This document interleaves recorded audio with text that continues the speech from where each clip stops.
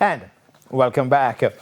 Second half action now. The Jamaica Football Federation has agreed to a new long-term contract with apparel giants Adidas that could potentially be worth billions. The new deal, which is set to begin next January, will run until 2034.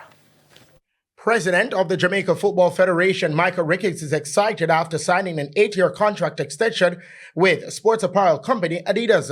The deal could be worth over $2 billion Jamaican dollars, plus royalties earned from jersey sales.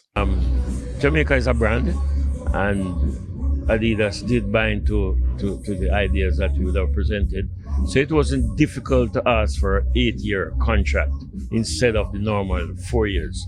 So, like I said, we are just excited at the prospects, and we're looking forward to some growth and some development based on the relationship with Adidas. Ricketts also addressed the issue associated with the colors of the jersey. Of course, some persons do have some issues with the colors, but like Adidas did say at the onset, it's actually the reggae boys. And the kit is representing the reggae boys.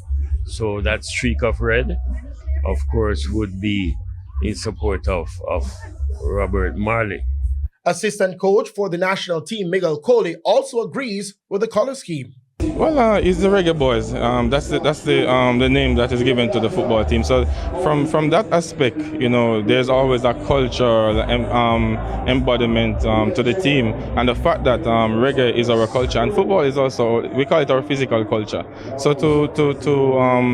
to fuse both, I think is incredible. How they do it, I'm not here to say this or that. I'm just here as a coach to coach the Reggae Boys and to win games.